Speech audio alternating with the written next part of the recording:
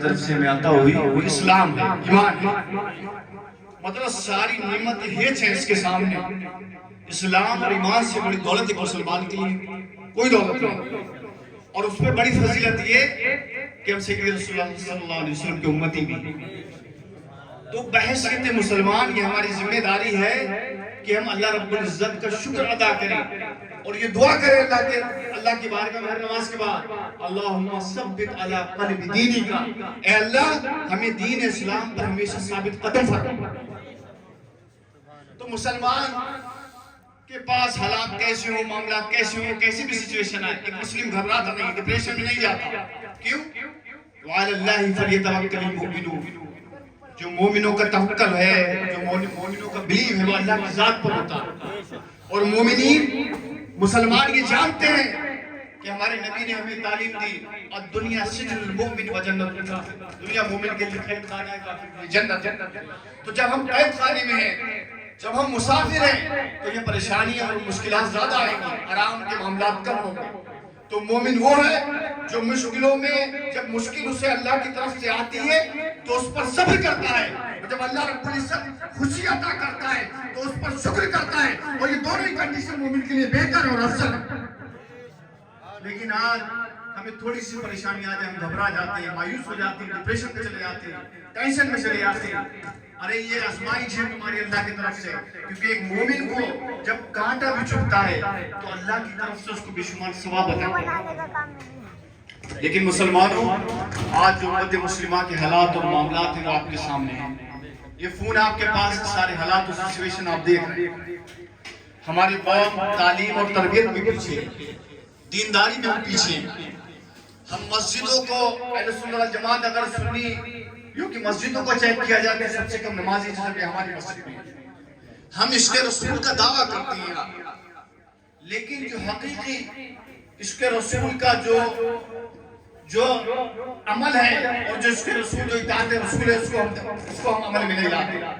کیونکہ دیکھیں سیدی رسول اللہ صلی اللہ علیہ وسلم سے اگر ہم محبت کا دعویٰ کرتے ہیں تو رسول اللہ صلی اللہ علیہ وسلم کی اطاعت کے بغیر، اتباع کے بغیر محبت رسول کا دعویٰ پورا ہو ہی نہیں سکتا، پورا نہیں ہو سکتا. اور آپ اعلیٰ حضرت امام احمد رضا خان فاضل بریلوی رحمۃ اللہ علیہ کو دیکھیں، کون تھے وہ؟ آپ ان کی تھوڑی سی تاریخ پڑھیں، سوانح عمری پڑھیں آپ کہ اعلیٰ امام احمد رضا خان فاضل بریلوی رحمۃ اللہ علیہ ایک ذمہ دار گھرانے کے تھے. ان کے باپ دادا مغلیہ سلطنت کے آخری وقت میں ہندوستان کو ٹرانسفر ہوئے کابل سے، اور وہی گھر آئے. لیکن آپ جانتے ہو کہ ان کی جو عزت تھی، جو پہچان تھی، ان کے ذمہ داریاں ان کی دولت سے نہیں ہوئی، ان کے خاندان سے نہیں ہوئی، بلکہ ان کے والد ہوں، ان کے دادا ہوں، یہ بڑے عالم تھے، مفکر تھے. ان کے صاحبزادے ہوں، اپنی پوری زندگی انہوں نے ناموس دین کے لیے، ناموس رسول صلی اللہ علیہ وسلم کے لیے گزاری. اس لیے پوری دنیا میں آج اعلیٰ حضرت امام احمد رضا خان کو جانا جاتا ہے اور ان کے لکھے ہوئے کلام اور سلام کو پڑھا بھی جاتا ہے.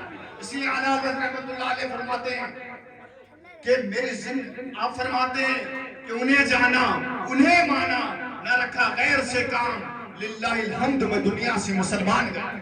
اور آپ فرماتے ہیں، آپ دیکھیں کہ اعلیٰ حضرت رحمۃ اللہ علیہ کا کتنا مضبوط عشق تھا رسول اللہ صلی اللہ علیہ وسلم سے، کتنا زبردست عشق تھا.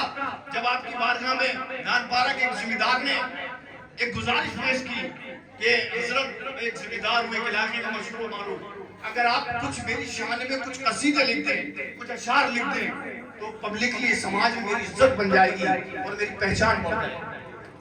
کہ آپ بڑے عالم ہیں اور بڑے امت مسلمہ کے لیڈر ہیں، آپ کا لکھا ہوا کلام پڑھا بھی جاتا ہے، جانا بھی جاتا ہے، اور دنیا میں اس کو مقبولیت حاصل ہوتی ہے. تو اعلیٰ حضرت رحمۃ اللہ علیہ نے مسلمانوں کو کیا جواب دیا تھا کہ ہر مسلمان کے لیے سیدی اعلیٰ حضرت رحمۃ اللہ علیہ کی ذات ایک آئیڈیل ہے اور ایک نمونہ ہے. اور وہ بھی کیوں نہ کہ ہمیں اس صدی میں جو ہمیں آئیڈیل کے روپ میں جو ہمیں ذات ملی، ایک آئیڈیل نمونہ ملا، وہ اعلیٰ حضرت کی ذات ملی. اور آپ نے اپنے عمل، کردار اور فعل سے اور تعلیم سے سکھایا کہ کبھی بھی کسی بھی معاملے میں کمپرومائز کر لینا. جب بات دین کی عزت کیا ہے اور نبی کے ناموس کیا ہے اور محبت رسول کیا ہے تو وہاں کمپرومائز نہیں کرنا. اعلیٰ حضرت نے فرمایا